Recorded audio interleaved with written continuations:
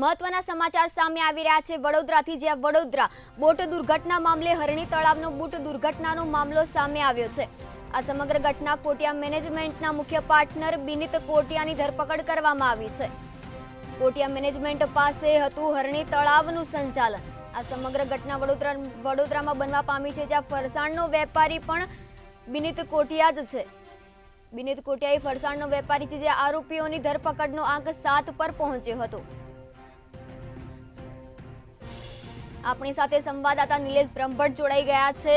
તો આ વડોદરા બોટનો જે દુર્ઘટનાનો મામલો છે, શું છે સમગ્ર વિગત? યશસ્વી, વડોદરાના હરણી તળાવ ખાતે બોટ દુર્ઘટના થઈ હતી અને એ બોટ દુર્ઘટનામાં 12 વિદ્યાર્થી અને 2 શિક્ષકના મોત નીપજ્યા હતા।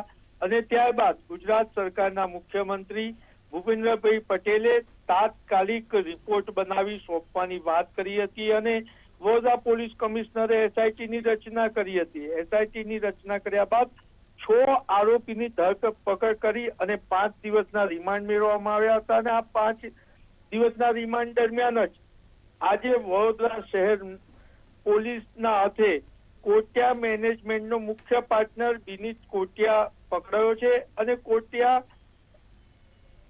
મેનેજમેન્ટ તમામ બિનિત કોટિયા કરતો હતો। સાથે સાથે મહત્વની બાબત એ છે કે બિનિત કોટિયા એ ફરસાણનો પણ વેપારી છે, એટલે કહી શકાય કે અત્યારે હરણી તળાવ બોટ દુર્ઘટના મામલે ટોટલ 7 જણાની ધરપકડ કરી છે। ત્યારે મહત્વની બાબત એ છે કે હજુ પણ જ્યારે આ હરણી બોટ દુર્ઘટના થઈ ત્યારે જે મુખ્ય આરોપી છે પરેશ શાહ અને વત્સલ ત્યાં સ્થળ પર હાજર હતા, પરંતુ જેમ જેમ મૃત્યુ આંક વધતો ગયો ત્યારે પોતાના દીકરા વત્સલ શાહને લઈને પરેશ શાહ ત્યાંથી ફરાર થઈ ગયા હતા।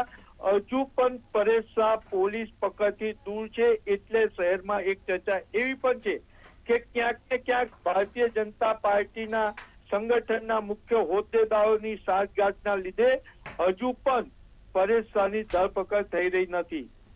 યશસ્વી જી નિલેશ, સમગ્ર માહિતી આપવા બદલ આભાર। બિનિત કોટિયા ફરસાણનો વેપારી હતો, જે આરોપીઓની ધરપકડનો આંકડો 7 પાર પહોંચ્યો છે।